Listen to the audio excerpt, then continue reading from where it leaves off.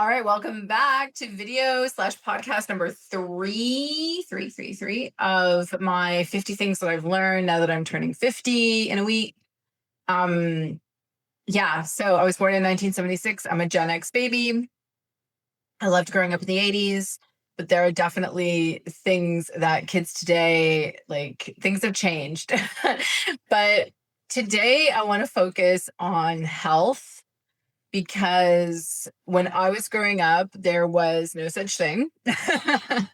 And my mom was a boomer. And what did she know? She knew how to cook with butter and fat, and she knew how to fry things like really well. And my dad knew how to cook with carbs. Like he was Italian. We had pasta, even though he was like the only Italian who didn't like pasta. He had a mean pasta sauce. Like he could make a pasta sauce that my nonna taught him, but he didn't like pasta. So we would have, he would eat lasagna though. But anyway, so I was an overweight kid. I was an overweight teenager. I at one point weighed about 105 kilos roughly. And over time, I lost 25 kilos, and I'm here to help you, just to give you my tips. Like, this is just in terms of health and how I've managed my health, and understanding that the only person who can manage my health is me. Because when you're a child, where your parents are managing your health. So if you've got a if you've got a mom like me, mom would like buy a box of cookies and just like keep it on the counter. There was no cookie jar. There was like, oh, you want a cookie? Just have a cookie. Like, there it is. It's all there. Then when I was a teenager, right, I started eating out because we didn't eat out a lot because my dad was like really, concentrating on money. So we didn't eat out a lot, even though we every now and again, we'd have pizza, or if we went to my aunt's house, they loved, KFC and that sort of thing. So we would always be unhealthy AF, like just unhealthy stuff for my whole childhood. And obviously we had fruit and stuff, but we didn't know. We just didn't know. The one thing we knew, I remember when Susan Powder came out with fat makes you fat, and then literally everything went low fat. Um, and now I know that when everything went low fat, it went high sugar, because sugar isn't fat, and it went high salt. Because when something is low fat, they have to make up for the lack of taste. So they put in sugar and salt, right? Yeah, who knew? No one growing up in the 80s, but Jane Fonda was loving it because all the women were doing the aerobics videos trying to, keep the fat off. Anyways, so this video is all about my health tips because I've lost, I would say, yeah, like 25 kilos and managed to keep it off. I would not say it was a quick thing. It happened gradually. And if there's one thing that is point one in terms of health that I've learned, is it's not a temporary fix. It's not a temporary fix. Like, you cannot become the new you by keeping the same old habits. Habits are shifting, honey. Like, there's just no ifs, ands, or buts about it. You have to shift habits, and you have to shift habits so that you are shifting your identity, because your new identity is someone who nourishes your body, someone who understands what's in the food you're eating, someone who eats slower, which is something I battled with. My gosh, I think that's the last thing that I really battled with.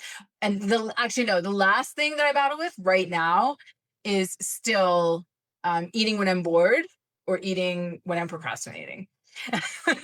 Those are the two things that keep me from getting like right down to the exact weight I want to be at. I'm like 5 kilos away, but whatever. I'm not overthinking it or anything. I'm just taking it day by day. So my whole thing is, it's not a temporary fix, right? So you're going to have to shift habits. Now, here's where I've learned that people make big mistakes. And this is what I did that worked.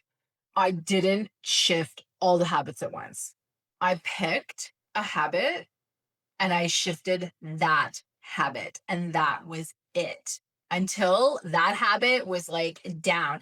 And the first habit, I can tell you exactly what it was. The first habit I shifted was not drinking any sugary drinks, not drinking like any pop, any anything that had added sugar, even low, like diet drinks. I wasn't drinking any diet drinks, none of that. That was the first thing I did. Like, I upped my water game. And if I drank fruit juice, very rarely did I drink fruit juice. But if I did, I would always like mix it half and half with water for sure. Sometimes it was like a quarter juice to like three quarters water. I learned how to manage, like work with my water. That was the first shift that I made. Then I started with other shifts in terms of knowing what I was eating, knowing, not eating late, understanding what eating late was doing to my body, really starting to learn about like what things were doing to the body. And then exercise, whoops, and then exercise came in as a habit. That took a little bit longer, but like I started to, instead of I have to go to the gym, my favorite shift in that is always like, oh, I get to go to the gym, or it's a mindset shift, right? You get to do this. Not everybody can do this. Not everybody can go out for a walk in their neighborhood with their dog and just breathe in the fresh air. Not everybody can do that. You get to do that. Like you're so blessed. So I started really looking at, the gym. I made it work for me. I was working two jobs while going to university, and I remember my gym was inside the mall that I was working at. So I would go to university. No, I would go to my first job, 7 o'clock in the morning. I did prep, like a fast food place, and I would finish at like 10. And then I would eat there. And they made salads. They had salads there. So I would always eat salads. And then I would go to school because I was part-time at that point, I'm pretty sure, if I remember correctly. And I would go to school to university, and then my second shift I worked in a shoe department, would start in the mall at 4:30, and I would go to the gym at 3 because I would get home from school at like 2. I would go to the gym at 3, and I would be on the treadmill while I was watching General Hospital, which is like from 3 to 4. Then I would shower and I would get ready, and the door to where I worked was right outside the gym because they were both in the mall. And then I would go to work until 9 o'clock. And then the next day I'd get up and I'd start work at 7 again. So I made it work. I was just like, I'm going to do this. Right. That's the first thing is, don't, it's not a quick fix. You guys, it is not a quick fix. It took you a long time to get to this point. It's going to take you some time to get over it. Like, doing, very quick fix things doesn't always get to the root of the problem. And personally, I feel like you need to understand as well, like, why you're overeating. Is there any kind of deeper trauma that overeating is masking? Because you might then first need a coach or something, or a counselor, to help you really get to the reason as to why overeating is the one thing that you are using to control. Because overeating is all about control. Food is about control. You're controlling something in your life because you can't control, like, you can control what you're eating, but you can't control something else. And I know it sounds like, but it's not, you're not in control because you just eat and you don't think about it. I know, I understand that, but it is still a thing about control because you are the one choosing what you put in your mouth, right? You're doing it. Whereas if you've gone through something else, you weren't in control of that. So sometimes you might have to do that. So, like, for example, with me, I could never measure my food. I could never weigh my food. It was so terrible. I could never write my food down. But I read books. I read something like, oh my gosh, I wish I could remember, but I read it so many years ago. It was like Eat Thin for Life, something like that. And it was about regular people, right? So go and follow regular people who've lost weight, see what they did. Maybe there's a tip out there for you to start, but you're going to have to make shifts. You have to. It's self-discipline. Number 2, energy is the real currency. Okay. Understand what's giving you energy. Really start to look at what is giving you energy and what is depleting your energy by 2 o'clock or 1 o'clock, because what you're eating is definitely a factor if you are super tired around 1 or 2. Start, maybe even, go to AI, like, what are some of the best foods I can eat to give me energy throughout the day? I know I loved, when I was teaching, I loved overnight oats. That was one of my favorites, right? Um, I would make overnight oats and I would bring it in the jar and I would eat it like consistently through the day, and it just gave me energy. I had one coffee a day. I refused to like live on coffee. And like, that is the worst thing you can do. But anyways, like, research, how do you cook healthy food? What are the best lunches to take? Right? Stop spending all of your money on takeout because you can't control what goes in there. Start making a lunch. Start putting something together. Figure it out. Like, if you spend any time at night scrolling, gaming, or watching television, like watching series, like you have time to make yourself a lunch and put it in a bag and work with it. If you don't have time to microwave something or you have to have it cold, research. What can I do? Right? It is within your control to do this. Okay. You need like some kind of, if you can't get the croissant, like you get a croissant every day, you get like for me, it was a cherry cheese Danish. Every day when I worked at my 7 o'clock job, right next door was a coffee shop that's 24 hours. Tim Hortons that sells cherry cheese Danishes. I don't know if they sell them anymore, but they did. And I had one every day.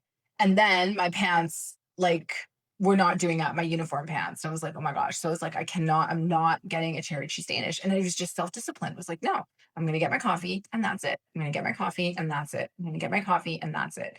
Um, and that was it. So you have to just start making those shifts yourself. Okay. Number 3 is rest and breath work are really actually essential um, when it comes to stress eating, because your nervous system is just like regulating your nervous system is important to stop the stress, because when you're eating based on stress, you need to find another way to de-stress that does not involve food. Okay. I mean, it could involve like an herbal tea or something, but if you're putting sugar in there, no. But learn breath work, learn that rest is important. Go to bed earlier so you're not tempted to like eat after. Um, but find a different way to de-stress that does not require food. For me, it was a lot of just like, yeah, going for walks with my friends, or creating on like online, like creating like digital products and things like that. Just learning. I would just, yeah, just have to tell my mind, like, really analyze, why do I want this? Why do I want this food? And how is it going to be nourishing for my body if I do want it? Okay. Um, yeah. So for visualizing your future, where with your ideal body, you could put up your ideal body with a picture of yourself. Be realistic. Be realistic. Okay. It's really hard to maintain like 55 kilos or 50 kilos. I don't know what that is in pounds, but it's really hard to maintain like a really model-esque 20-year-old body. If you're 50 like me, be realistic. um I for personally love being strong. So like put strength training in there. Get strength training in there. I'm sure I've got that further down. Okay. Next, my biggest battle was always my biggest eat slower. Do your absolute best to eat slower. Your best, best, best, best, best, best, best. The best you like, just keep trying. I read I listened to I heard this one story, these two girls, they were models.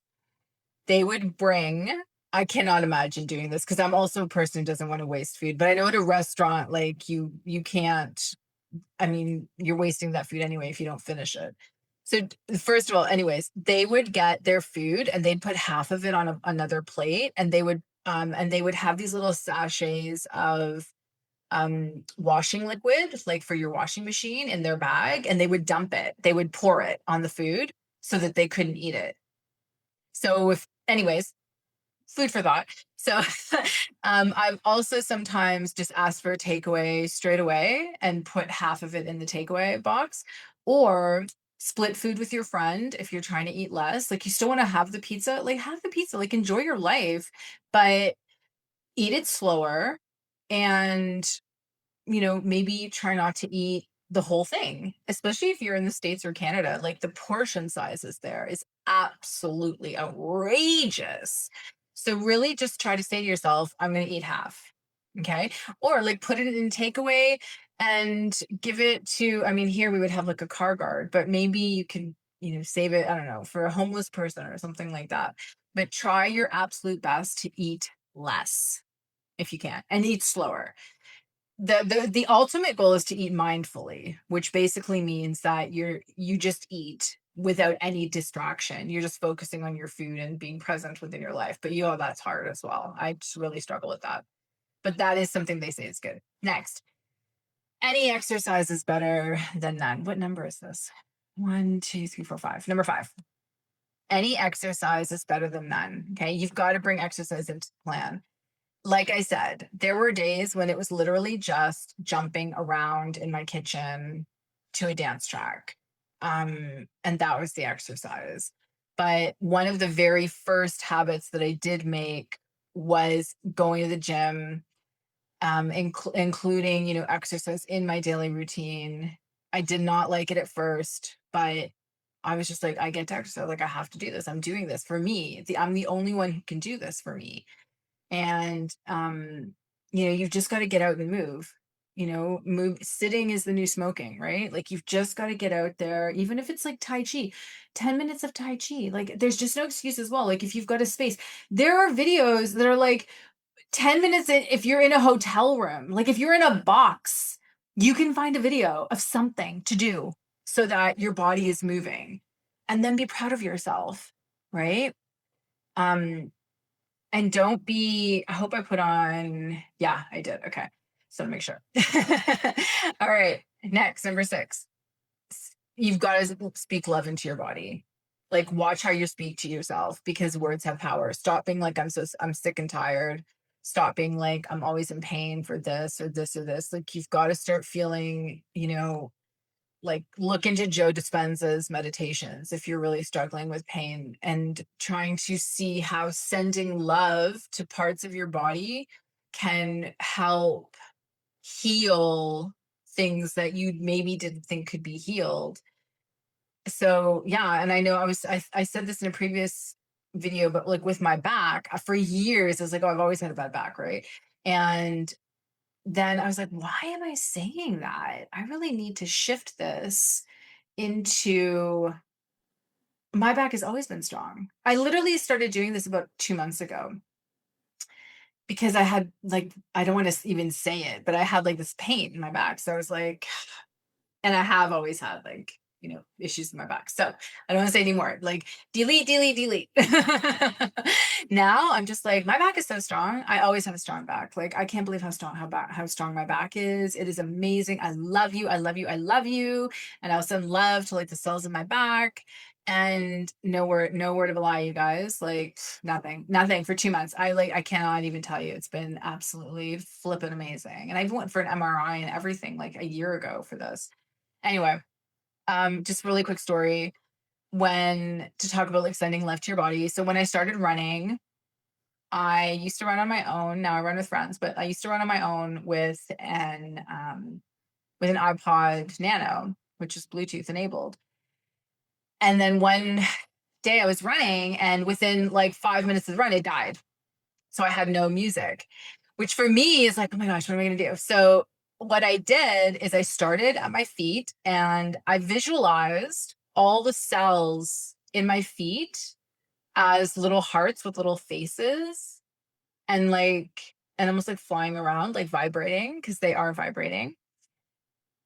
And I sent them love. I would just be like, I love you guys. I love you feet. I love you cells in my feet. Like, you're so strong. I love that you're supporting me right now when I'm running. And I would like send them love. And then I would imagine them like just being all happy and excited because I'm sending them love. And then I would move to my ankles, and I'd move my thighs and my calf, or my, not my, yeah, my calves and my thighs, my hips, my back, my chest, my neck, my brain.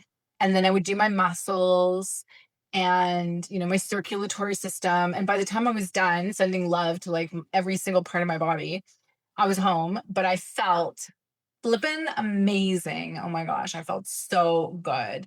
So I'm not telling you don't have to go look at yourself naked in the mirror or anything, but just be okay with your body. Like, just be like, you've got to love yourself first, try to find 2 things that your body does for you, like how it supports you, that you love and you are grateful for. And really try to focus on those things every day. Like, what's your favorite part of your body? Like, give that part love.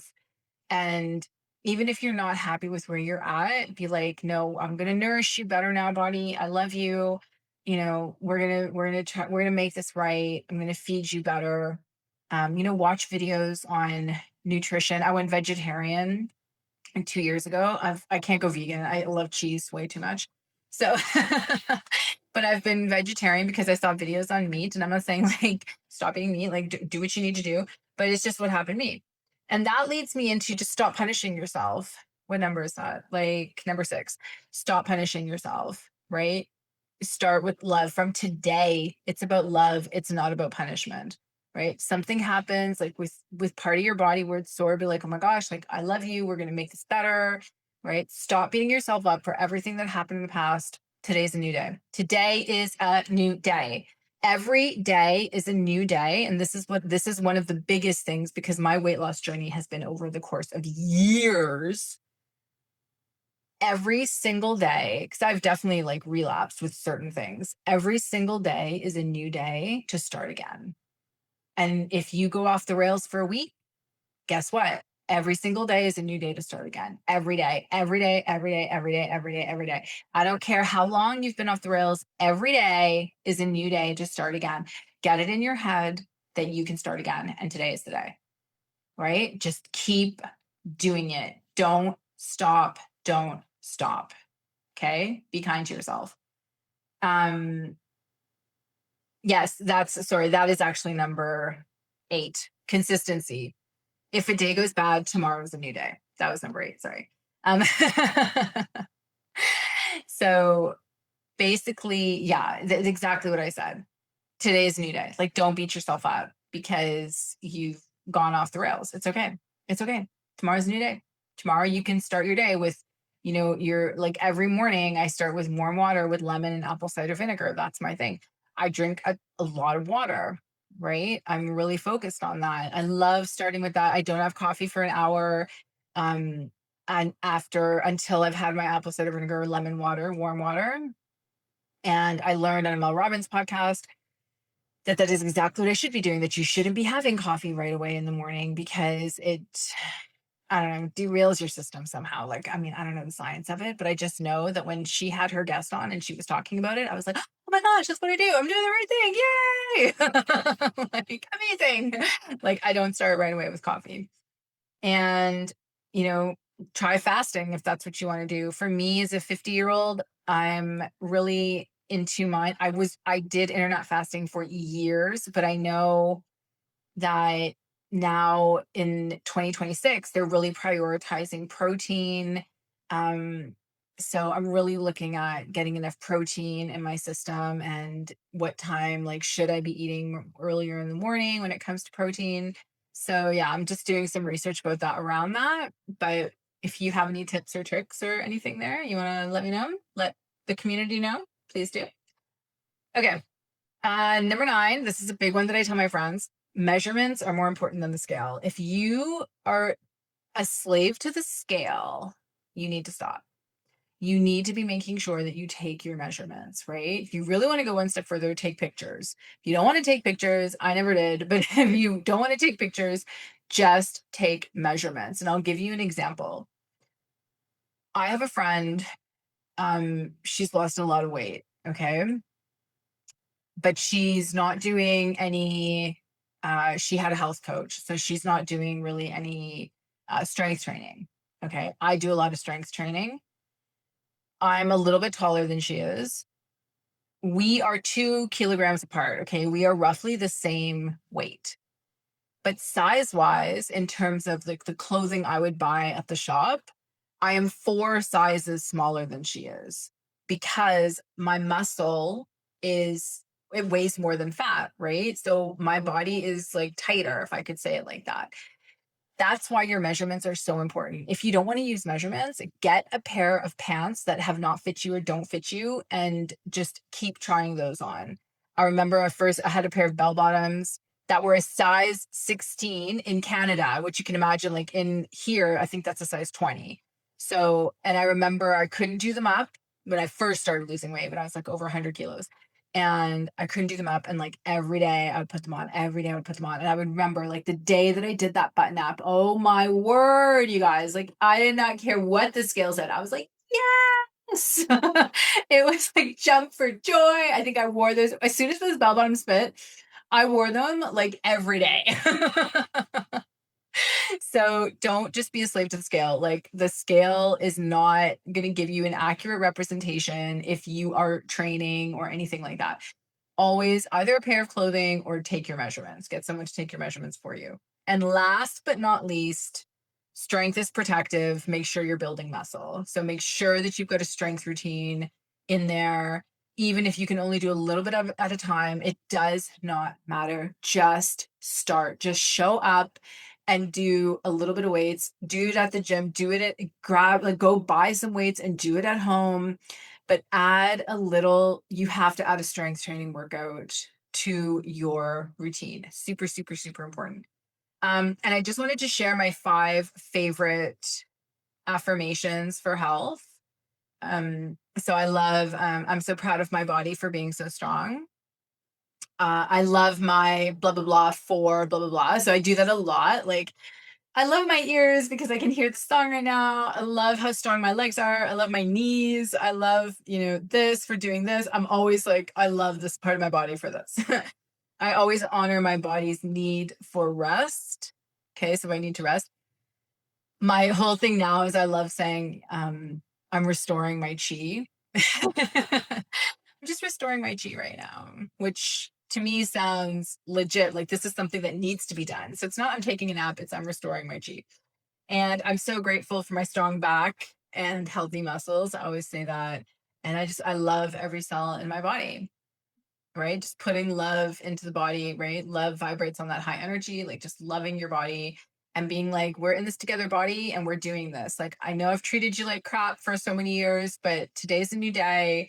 And we're going to do our absolute best to make sure that we're going to treat you right today. Right. And then at the end, celebrate the wins of the day. What did you do right? I don't care if you had a piece of cake, whatever. What did you do right? What was good? Did you have all your water? Did you start your morning like you only had one coffee in the morning? Did you not eat out? Did you actually make food and bring it? Did you not eat past 6 p.m.? Like what did you do right? And celebrate, celebrate, celebrate, celebrate. All of those things. Anyways, good luck. Please share if you've got any other quotes or comments or anything in the my brain in the comment section because this is something that a lot of people battle with, and it would be great if you can give your story or what you've done, or if you and remember, I mean, if you're listening to this on the podcast, like if you ever want to come and share your story on the podcast, please, please, please, I would love to have you on. All right, sending you guys so much love, health love, body love, loving it all, and I will see you in the next video, number 4. Bye.